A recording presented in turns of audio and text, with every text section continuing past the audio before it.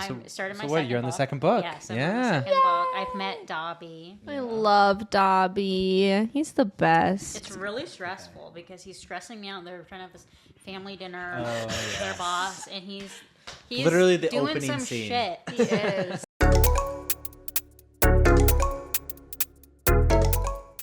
Welcome back to the podcast, guys. Bridget just started reading the Harry Potter books Yes. for the first time in her life, and we're all Yes. very excited. Yes, they're very good. So far, Highly so good. recommend. Nothing severe has happened yet. It's like fun to building relive the experience with Yeah. you. Yeah. Like Yeah. I can't go back. I wish I could go back in time and read them again for the first Yeah. time, but you'll just never fully. It'll never be the Especially- same as the Yeah. first time. Right. I got them from the thrift store, and in the one of the books, it says to my daughter, I can't wait to read this together. Aw. Why would you give that away? Yeah. That is know, really that's- sad. That's so Marcus sad. That's like I feel the same way when I'm at the thrift store and there's like crocheted things. Yeah. Yeah. Because I crochet, I'm like, that took someone so much time. Because crochet is you can only hand do it. There's no machine version of Yeah. it, like knitting. So like if it's crocheted, like someone did that by hand, and Yeah. you just gave it away. No. And the second one too, like where you're at, is where like you start getting big twists. Yeah, yeah. be The fun. plot line really The starts plot like coming thickens. in. Yes. Uh-huh. Oh yeah. Anyways, he kind of looks like that three-headed dog. Oh, he does. He does. Hey, Anyways, or like Hagrid's dog too. Thing. Oh, Fang. Yeah. Yeah. But anyways, Yeah, we were thinking of like if he was our dog, what we'd name him. I was thinking either Creature yeah. or like Balrog. He's really cute. Mm-hmm. He's endearing. Very cute. Yeah. Oh, where you going? Come back. Okay. What are we talking about? So we had an idea yesterday Yeah. that we were going to talk about like telling the truth to clients and having to face like really hard realities and being super transparent and honest with people, and how sometimes in this industry that can be really difficult because a lot of places sugarcoat behavior or sugarcoat what you should be doing, and sometimes you just need to hear somebody tell it straight how it is. So Yeah. everybody can whether be you're- successful. Yeah, like whether you're the trainer and you need to build confidence, and there's definitely a way to say things. Yes. You know, Oh, you of still have course. to be like tactful in how you say stuff, but you definitely can't allow yourself to, you know, omit the truth for the sake of like your client's Feelings, feelings yeah. or stuff like that. And then as a client, you have to recognize that like while you are hiring your dog trainer for a service, like this is very different from most services, and that like you're not hiring them for them to tell you you're always right about everything. The customer is rarely right Yes. in our field of work. Yes. Yeah. Yeah. And they mean well, and it's a very emotional field, so you have to like kind of be able to navigate that kindly, and you know, still like even if people say things that you really disagree with, you have to find a really good happy medium ground and how to explain things to them and how to best support that client Yeah. in their issues. And recognize that there are some times where like you have to evaluate and be like, maybe if it's not something that you personally would do or recommend, is it truly something that you need to like address? Yeah. You know what I mean? Like there's probably some hills that like you don't need to die on Right. in certain situations, and Right. like that's fine. Whereas like with other clients, you might You go need a little to. harder or something. Yeah. Yeah. Yep. In Yeah. certain Just- situations. Yeah. Like safety issues or concerns are very Yeah. at the forefront of having to be honest, which is what I more so mean in this conversation, is that like when it's a safety issue, you have to be very blunt, Yeah. and you have to be very tactful of how you say things, so you're not taking a part in a dangerous situation. Yeah. Yeah. Like I had a client that, I mean, to put it bluntly, their dog killed their other dog. That's probably one of the most like extreme situations, Yeah. you know, that you can encounter.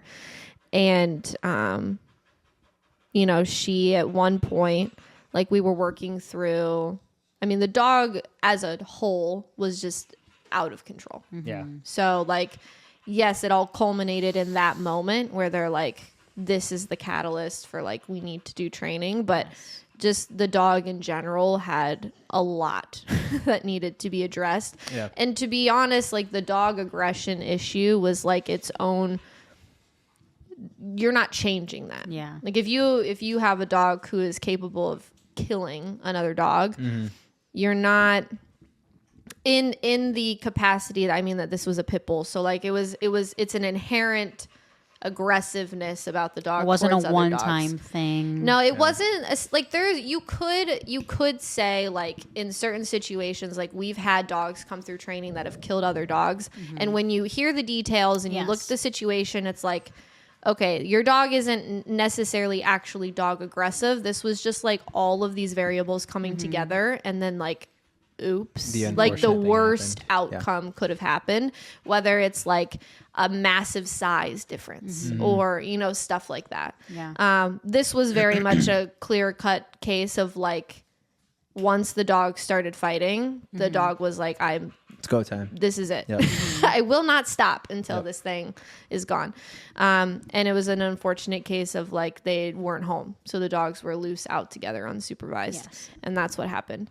And so we're going through the training and we're getting all this stuff addressed. And there was one moment where, there were a couple moments where I had to say some harsher things to them. One of them was, for one of her sessions, she was redirecting on me a lot and trying to bite me because of the frustration of another dog. So like she wanted to go and attack a dog and then was redirecting and trying to bite me, and that frustration and everything. So we're addressing all of that. We get to a point where she's under control and, you know, she's like doing a little bit of this. You know what I mean? Just a little bit of shaking afterwards. It was a lot. I mean, her adrenaline dump was probably insane after that. And the client was like, I'm just very uncomfortable with how much she's shaking right now. And I remember I looked at her. Yeah. And I remember I looked at her and I said, out of everything that just transpired in the last 20 minutes, is this your biggest concern? And she said, well, it makes me really sad to see her shaking like that. And I said, I'm going to be brutally honest with you right now. Your dog just tried to attack me multiple times. And that is what you're concerned about? Yeah. And she just kind of, and I really truly don't think she would mind me sharing these stories at all. Yeah. Because this was, like I said, pretty early on in like her training journey. And as an owner, like she made probably one of the biggest transformations I've seen in a long time with her own personal confidence, her knowledge about dogs, all of that kind of stuff. And she kind of looked at me and I just let it sit. You know, I let it sit for a little bit for her to really register that. And she was like, I needed to hear that. Yeah. She's like, that is a clear lack of perspective on my part. Which is hard to do sometimes because you get so involved and build such a strong relationship with these dogs that it's like you do really look out for them and try to avoid looking at the bad stuff, you know? Yeah. Yeah. And it's like your concern should be over how do I, like, this is a dangerous dog. Yeah.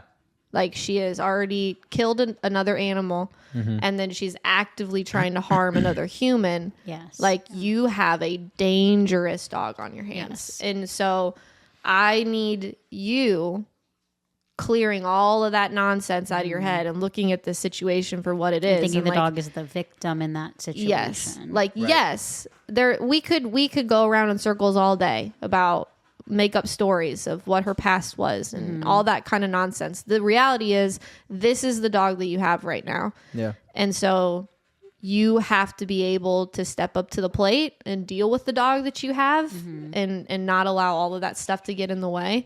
Or, you know, we're just going to continue to have these huge, big, tragic, traumatic experiences happen. And nothing in the past matters in the sense that like you can't address it now.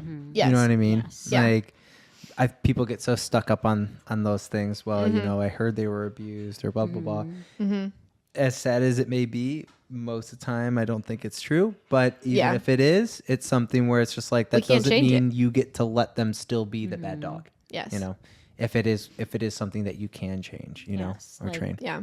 Children in foster care that came up of beginnings where they didn't have a stable home, that's not an excuse to go murder people or kill people. Yeah. And we were just like, oh, well, they had a bad life. Yeah. It's Yeah. like you It's not still how it have like works. a societal responsibility to keep everybody safe. And I think one of the hardest parts of being a dog trainer is you're meeting your clients that already have an emotional investment in their animal, and emotions can be very complicated and very deep. And it just, you're kind of taking this new situation. You have to be cognizant of the emotional state. And that's what makes you good as a trainer, is that you're able to acknowledge that and not be like, oh, fuck these people. They're so stupid. Yeah. Yeah. Yeah.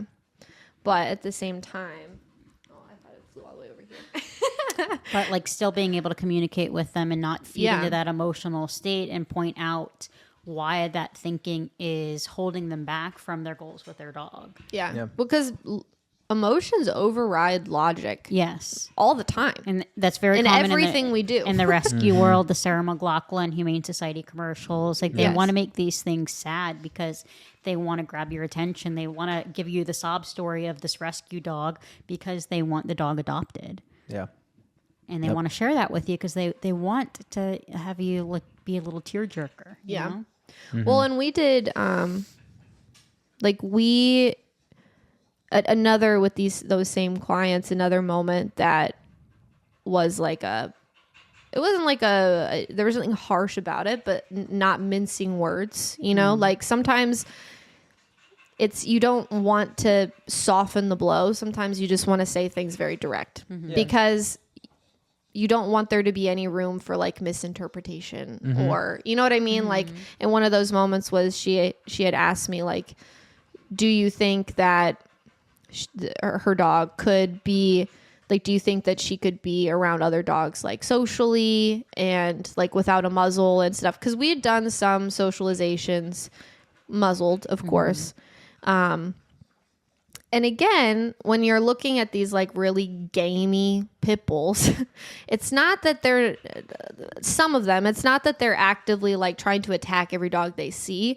It's that it doesn't take much for them to flip right over into that fight mode, and then it doesn't stop, right? And they will immediately go for a very damaging blow on another dog, right? Yeah. And so we'd done that a couple times, and like she, again, with the right dogs around her in those super controlled settings with a muzzle on and all this kind of stuff, like she was fine.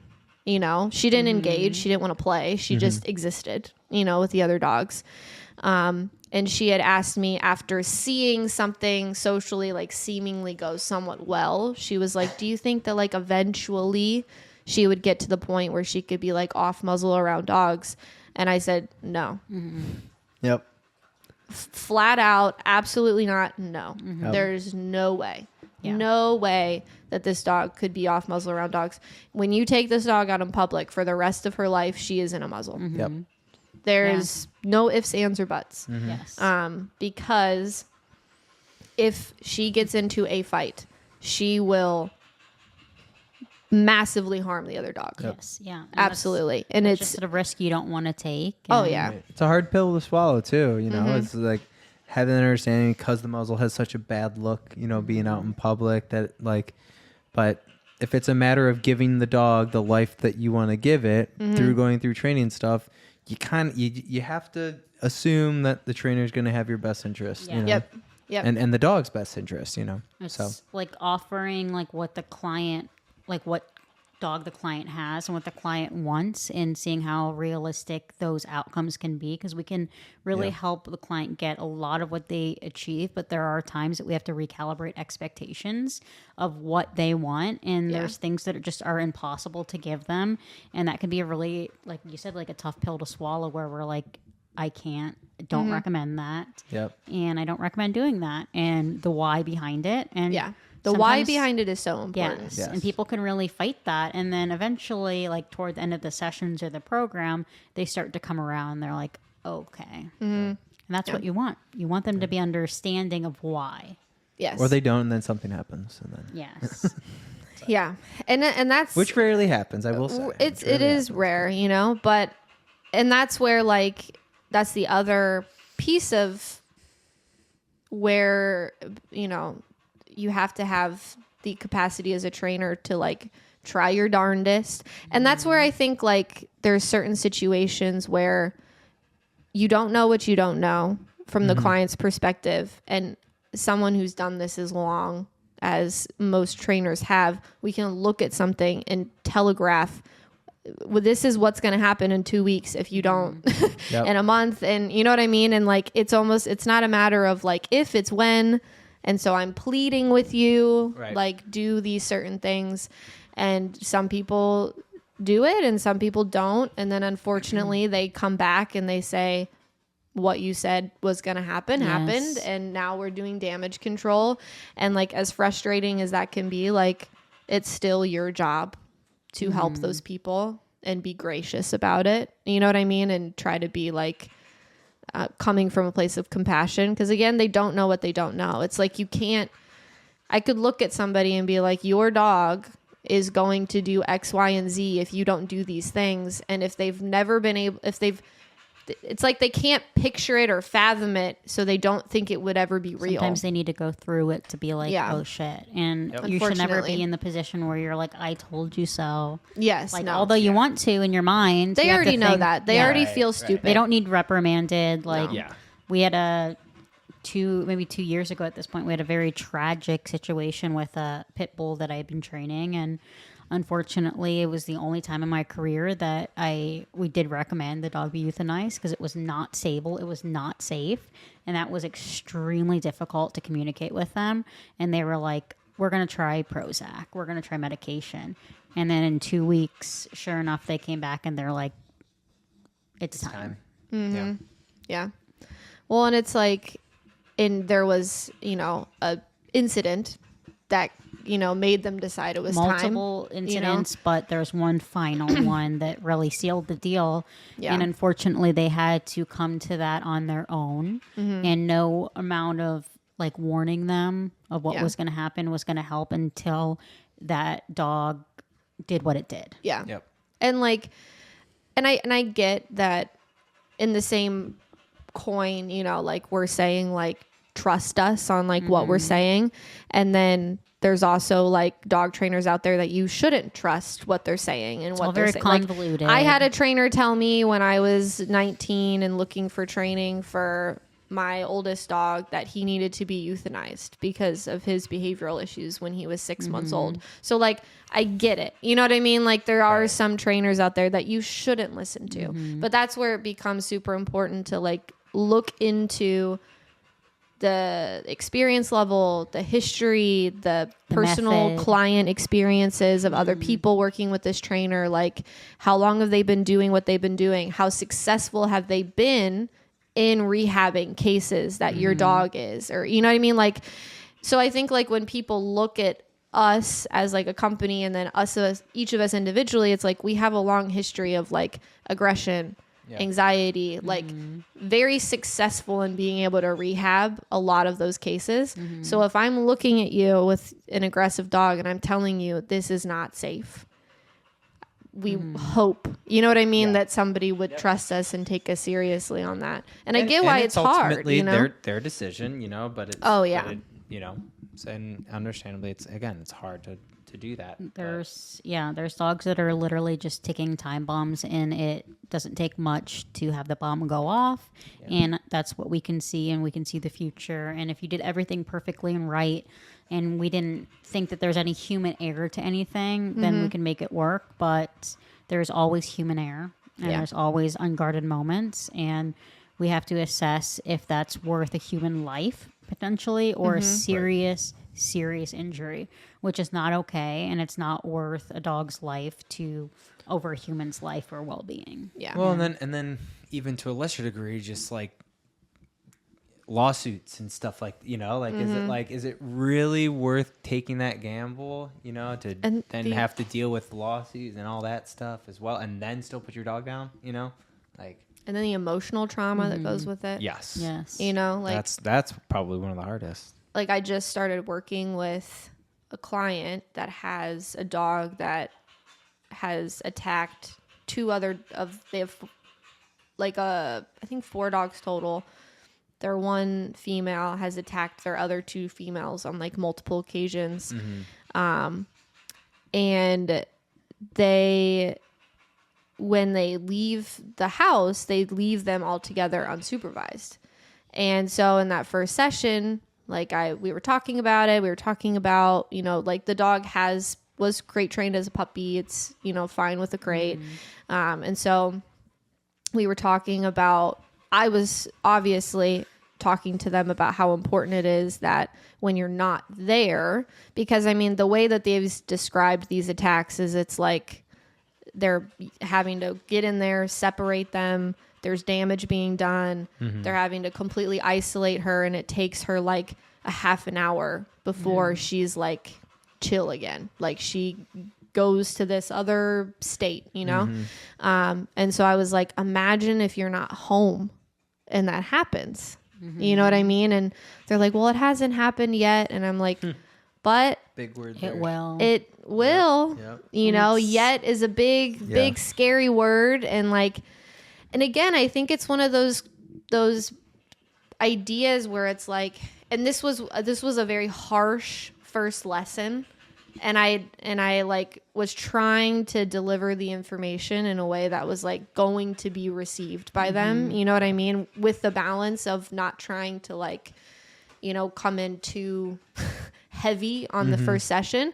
But I was like, for me, the biggest concern right now is it doesn't matter what we're able to do in training if they're still left to their own devices when you're not around. And I think probably one of the most blunt things I said to them in that lesson was, I would hate, because they were a little bit like, they didn't want to crate the dog. They felt like, oh, it'll probably be fine. You know what I mean? Like, things like that. They did admit, they were like, it makes us a little bit nervous sometimes. And I was like, well, we continue to talk about it, but I told them, I said, we have a ton of people in your position where all of the same things are happening, and they put it off, they don't separate them, and then ultimately they come home and something awful has happened. How awful would that be? Which is what happened with the clients I was talking about, where their dog actually killed their other dog. Yeah. There were red flags, leading up to that point.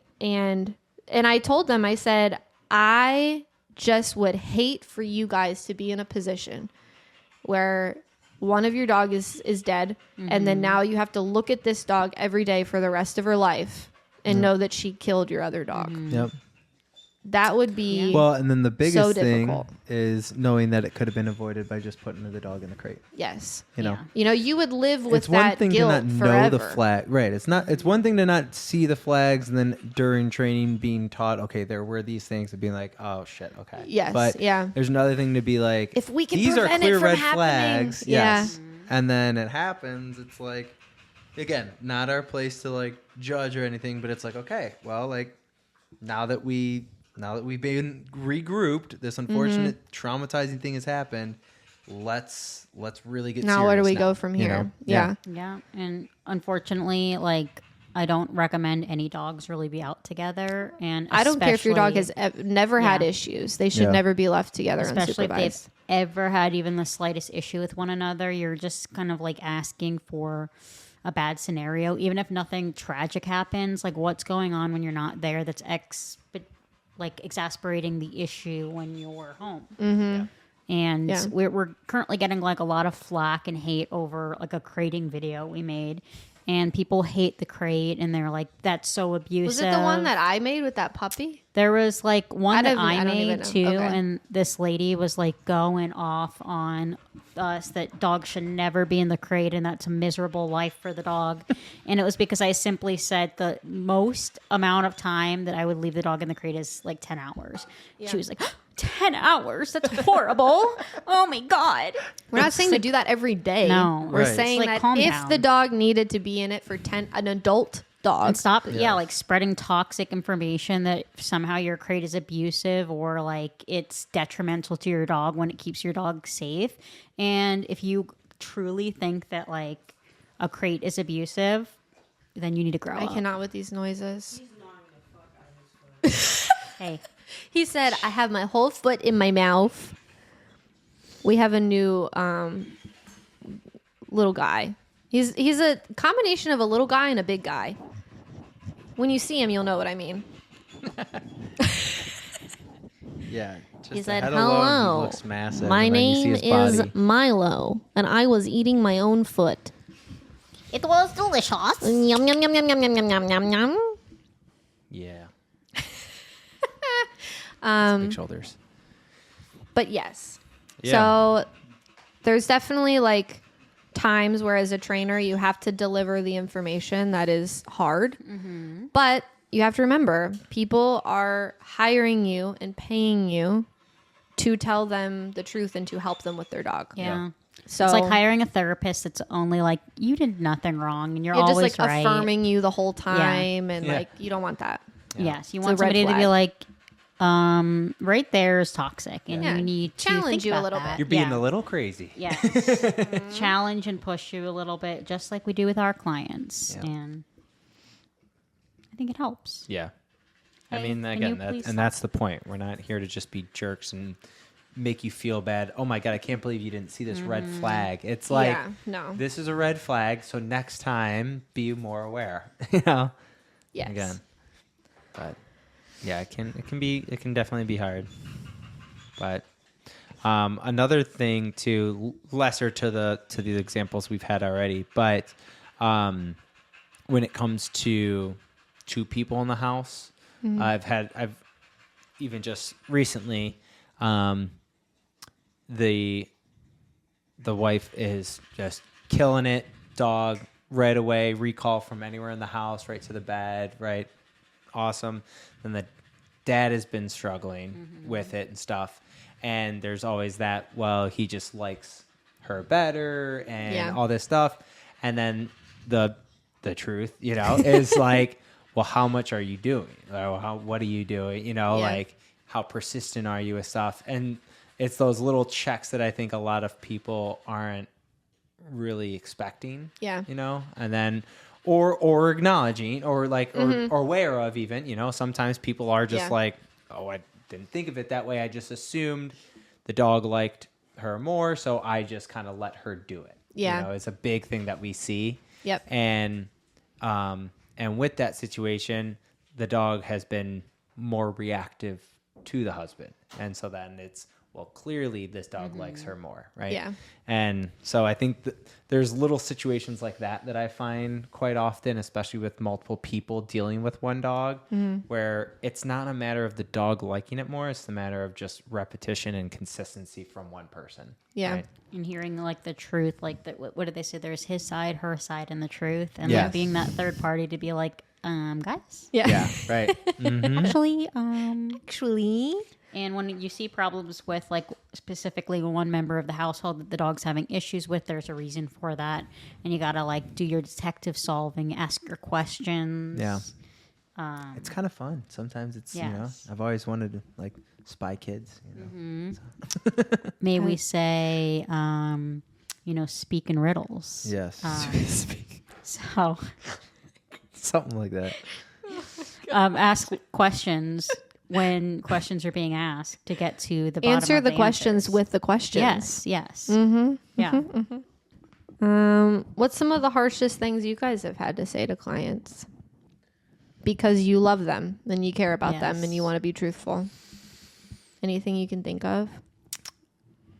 Sometimes that's just not the dog that you have. And recently we're working with somebody. Seamus went to an in-home with me, and this lady just loves her dog. She is so committed to him, and it's truly very inspiring. And I think she's an awesome person, but she's very much like thinking like she wants this dog to be something he's not almost. And like she doesn't want to have to use the muzzle long term. And she wants, if a dog came up to him and rushed him, she wants him not to react and not to fight back. And like she had been through terrible trauma with the dog attacking another dog, but it was none of these situations were her fault. They happened to her. So we had to kind of discuss with her, like, you're always probably going to have to use the muzzle because the dog is capable of that. And he's not like your last dog, where her last dog she could do everything with. He could go everywhere. He was very friendly, and everybody loved him. Yeah. And this dog is not the case. No, that's a very common one. Having to just bluntly say to someone that, like, I think you're expecting your dog to somehow morph into a very different type of dog with training, and that's just not going to happen. Like, another one that I said recently is like I had to be very blunt, and this is my opinion with the experience that I've had, so don't come for me, but medication will not help. No. And the client came in and was like, I think it's time for medication. I said, no, it's not. Yeah. Like, I would not do that to this dog. And we got to the bottom of it, and a lot of the things was that this lady is extremely busy and did not make it to her follow-ups. And the follow-up support is essential to your board and train program. It is non-negotiable if you want success. And we had just not been able to touch base. So the first time we had our follow-up, she was like, she needs medication. So we're working together, and we're going to get on a really good regimen and show her that these things are possible without the use of medication. Yep. The only time that I have been supportive of doing medication is in 2 cases I can think of. And in both cases, there was like 6 to 8 months of extreme intensive work from the owners doing literally everything right. And then the anxiety was still just so much for the dog. Yeah. You know what I mean? And it's like, It hurt to exist. yes. In its brain. Yes. Like if they could just like disintegrate into the air, that would have been a better life for them than how they were living. So it's like in those 2, and again, I mean, that's over thousands of dogs that I've worked with. Like those 2 cases, they put them on like Prozac or something, something like that. And it did help in that it at least took the edge off. But it was not solely the Prozac. It was a lot. It wasn't 100%. Yeah. And it's all of it together. Yeah. You know what I mean? Yep. But again, I think that in most cases, especially if the like training and behavioral and management is not happening, you can't look at a situation like that and be like, medication will benefit from this medication alone, because you're not fulfilling all the other aspects that are required to help the dog, essentially. And like medication like is so overprescribed, and it's looked at as like a sole solution in a lot of these cases. And there have been times where I've seen medication completely alter a dog's personality. And I'm not saying that they all do that or they're all zombies, but people will hate on balance training and be like, well, I don't want a robot dog. It's like, I don't want you to have a robot dog either. Yeah. That's or not a the zombie goal. Dog. But with drugging your dog all the time, you're more likely to have that dog that's just not your dog. If you want to give them a lobotomy, that's your own prerogative, I guess. But Well, that's what and I it think feels it's like. too like the easy fix, Well, it's easier to just pop a pill than to like do things. Like if a doctor tells you, you go to a doctor and you're like, I'm depressed. And they say, well, let's address your diet and your exercise and your routine and your structure, your habits. Those things are scientifically proven to have a drastic effect on your mental health. Yeah. Or you can take Prozac. Right. You know what I mean? Like most people, like, again, if you have a good doctor, they will generally want you to make lifestyle changes first. Yeah. See how you're doing. And then if medication would then still benefit you, they will do that. But it's easier to just pop a pill, you know what I mean? And not have to go walk on the treadmill or go outside and, do your hot girl walk and do, you know what I mean? Do things that are like going to actually benefit you and make you feel better naturally. I wish I had a hot girl summer. I mean, you could. Seamus's hot girl summer this summer. Yeah. Watch out. Oh, Yeah, I'm trying to think of other examples. Seamus is probably the nicest of all of us in this Yeah. room right now. So Yeah, that's what I'm trying to think. he, Well, you I've gotten better. I've gotten had better. the situation where the dog bit the child's friend, Yep. and you had to be very blunt with Yep. them about moving forward. Mm-hmm. Yeah, that one was a hard situation, especially for the wife as well, because that was like her baby as well, and it was a situation too where, again, we have such a strong attachment to these dogs that we overlook the fact that this dog bit a child Yes.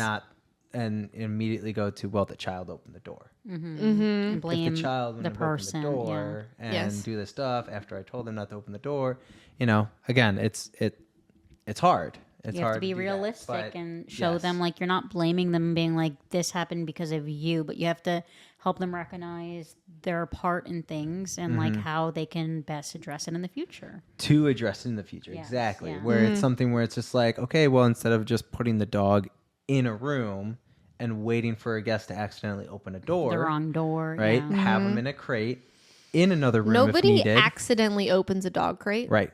People open doors accidentally all the Yep. time, looking for a bathroom, looking for, you know what I mean? All of that kind and of so stuff. again, it's the probability. It's like, are you really going to take that risk? And so it's something where it's just like those blatantly call out things where it's just like, I'm only saying it not to make you feel bad, but to address it so that we can fix it the next time. Right? Yeah. Like you were Yeah. saying. And But- when it comes to children, like in the safety of a child, we have to kind of be extra, like to the point. Oh, yes. And Oh, yeah. really help them recognize that like a child's safety is at risk, and unfortunately, you can't sugarcoat those kinds of things. Yeah, that is one thing I definitely definitely a little nice, but sometimes. But the kids Being are- nice isn't bad, Seamus. Yes. But the kids thing of I'm always that is the one thing where I don't budge on We that. don't mince words. No. No. Children are the biggest priority. If Yes. there are children involved, Yeah. whether it's you encounter these children in public, whatever. Yes, kids do silly things around dogs sometimes.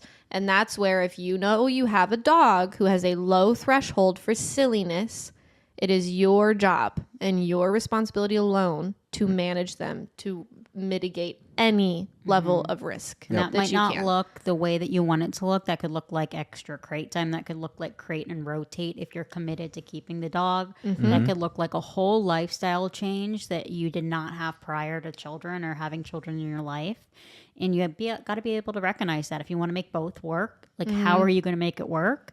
And not just be like, oh, I hope this works. Be like, this is going to work. Right. Well, and like as someone like you will anyone who has a negative experience with a dog, whether it's a child or whether it's an adult, you are drastically impacting their entire life for the rest of their life. Yep. You fucked it up. Yep.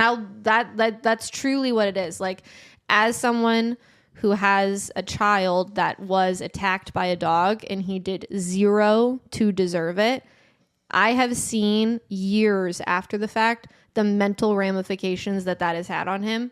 And it's still just the rage inside of me over that situation, that he never, ever, ever deserved that situation in the first place.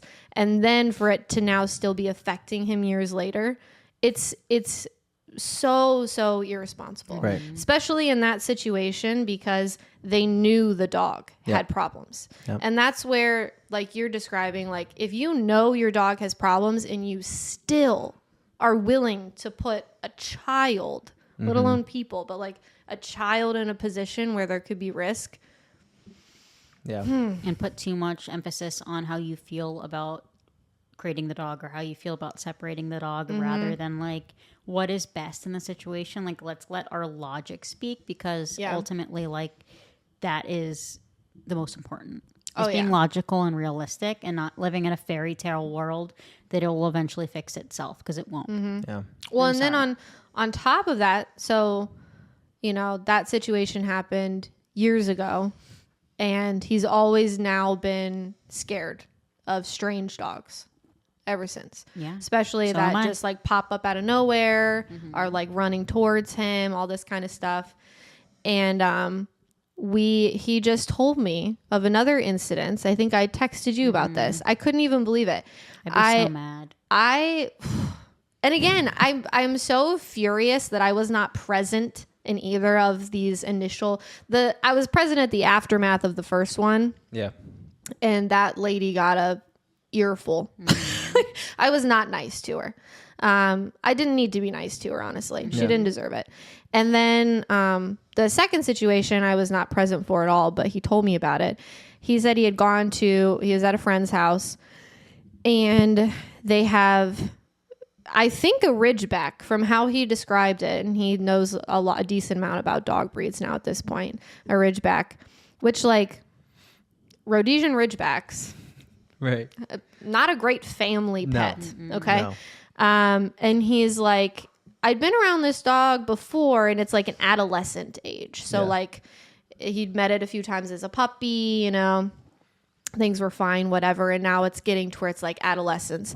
And again, that's when dog breed traits start really coming through. And if you decide to get a Ridgeback, you should know that they are extremely territorial and defensive when they come into their adulthood.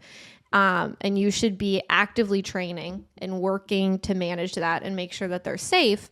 Well, this dog apparently charged towards him when he was like out in the yard, jumped up and like snarled and growled and at him and everything, and like jumped right up on top of him. And he's like, I instinctively just like pushed it off of me. He's like, and one of the adults, the owners, was literally outside when this happened. Zero acknowledgement. He's like, I think they said like no to it or like yelled at it or something. That was it. Yeah. Right. That's and ridiculous. then a step further, it was like an hour later. Okay. The adult finds him and goes out of nowhere. He didn't like bite you, did he? I'm sorry. You're waiting to check on this child an hour later. Right. Because you're just really hoping your dog didn't just bite him. Like, where is the concern for the immediately, like the immediate health and safety and emotional well-being at of the that point, kid when you're your more concerned dog about just getting did in something to trouble them? Exactly. Than being precautious. Yeah. Exactly. I was like, and then Owen, he said something like, he was like, no, like he didn't have time to, or something, you know, he's like, I pushed him off of me. And the guy goes, okay, yeah, I don't think he would have. Yeah. I'm sorry. You got to stop thinking None of that these, your dog is doing something. you don't seem to be thinking much of anything, sir, honestly. But like, if you happen to be hearing this, please train your dog. Yeah. Like, that is the most absurd interaction that I've ever heard of. And I trust my stepson and what he's telling me. And like, I don't think he would have made any of that up. And so if that is the true valid way that those events unfolded, and those are the things that you said to a child who just experienced something like that from your dog in your home, that is wild to Not me. a Pomeranian, too. No. You don't. Every person who owns a dog that has bit someone has at one point in their life said, I don't think he would bite someone. Yeah. Right. They've all said that. Yeah. Even like they're like, this is kind of unrelated but related, but like I used to work in wildlife and rehab specifically, and cats would kill or injure birds all the time, and the people would be like, Fluffy would never do this, but it has cat teeth marks in it, and he had just had the squirrel in his mouth because he was trying to help him, but my cat would never kill a little animal. And you're like, yes, he would. You have a He's cat. a predator. Like, there's what? But that was so common in that world, and it just kind of relates to the dog world where dogs show these behaviors and they're like, oh, well, you must have done something wrong because my dog he would never do that. He was triggered. Like, no, I mean, yes, probably, but what could you have done to prevent the triggering from happening? It's so important. Like, if you live a lifestyle, like, not training your dog is one thing, but if you live a lifestyle that involves children and you still don't choose to train your dog, shame on you, honestly. Like that should be like an automatic, you have to. Like you don't have another choice. Yeah. Like whether it's because you are preventing like aggressive issues, whether it's simply just because how many dogs do we know that have just like, they just run around. I mean, you see it on videos. People think they're funny all the time where the dog just runs the kid over in the yard. Yeah. Or, you know, like it's wild Hard. behavior. Yeah. Yeah. Like Yep. very inappropriate behavior. Right. Yeah. And thinking about the dogs you want in the future, like we're working with a amazing little Doberman right now, and my toxic trait that's leaking into my mind was like, get a Doberman, get a Doberman. But I also know that eventually we want to start a family, and that dog is not conducive at this time in my life to having a family. And I'm not saying that Doberman are inherently aggressive, but they can be. And anything really big or like a power breed, we have to acknowledge that sometimes they're not the best family dogs. But it's not even like Could your I make future it work? kids, but Yes. your other dogs too. Like it's just Sometimes they're not great with little dogs Yeah. either, No, you know, no. and you have a whole Understanding. gaggle Yes. of little So dogs. I've been so much better in the last recent years with recognizing these toxic thoughts and pushing them out of my mind. Well, and I think it's like me and the Rottweilers. Yes. like what I'm hearing like from you is like you said, it's not that you can't get a Doberman and have a family. It's that the lifestyle that it would be to have a Doberman and children would be far different than the lifestyle you would have with your dogs currently. Yes. Or like a golden retriever Yeah. or a lab or, you know what I mean? It would just be extremely different in the way that like if I had we do have a child, but like a younger child with Lumos. Yeah. The way that I would have to manage that situation is drastically different than if I just had Snoop or Cash. Yeah. Yeah. You know, There's very different, different. like risk levels and Absolutely. Yeah. acknowledging that like Nelson and Toonie that have 3 teeth is going to be so much different than a dog with a full set of teeth. Yeah. And the size. 3 and- times as what? And the yeah. attention you're able Big. to provide, because if your attention's pulled in too many directions, you just had a baby and you're trying to manage a dog that has had a bite history, that's a lot for a mother to Yes. deal with. Yeah. And you should really consider, like, do I want to deal with this? Mm-hmm. Do I want this? So then you give the baby away. No, I'm just kidding. Oh my Yeah. gosh. But yeah, so sometimes we have to be harsh with you guys. Yes. And we truly, It's out of love. it is really out of love. It's truly because like if I'm being harsh with you, it's because I'm looking at your situation and I like You wanna want help. so badly Yeah. for you to be able to avoid what I inevitably see happening to you in the future. That is going to be eons more difficult and stressful to process and deal with than what you're dealing with currently when I'm asking you to make these like changes. Making these changes now is hard, but what it will prevent you from having to go through in the future is so worth it if you're willing to do it. Yeah. Everything's out of like the best interest of the client, and our intention is never to be strong, like come off strong or rude. It's really to help you, and sometimes that information can't always be put in a little pretty package with a bow on it. It has to be like I'll try. hit over the head. Yeah. Sometimes. Usually I'll wrap it in humor. Yes. Sometimes I'll try to make a joke But out of it so it softens the blow. Yeah. And there are some people that just don't get that though, and ultimately you have to be like, hey, Yeah. Mm-hmm. Yeah. listen to me. Like today, one of my clients I'm working with, she has a very oppositional dog who likes to keep tally and score, essentially, of like who's the boss in the house, you know? And like she said something today, and all I had to do was go. Yeah. Yeah. And sometimes with certain clients, that's it. And she goes, I know. Yep. But yeah, there's ways to go about it. Absolutely. That's the fun of it. Yeah. The fun of training. You know, get to learn how to talk to a dog and talk Talk to to people. an adult. You got to be good with people to be Yeah. a dog trainer. Yes, if you to be effective. get into dog training and you think that you're going to train dogs or work with animals, you're not. I mean, yes, you are, but it's human. It's Yeah. 100. It's Yeah, very Yep. much human. majority of what If you you're feel doing like is you humans. can't do that, then you're in the wrong industry. Yes. Quite frankly. Yeah. But I hope that helps. Hope this helps. Thanks for Heart. joining us on Yeah. our It's conversation hard. today.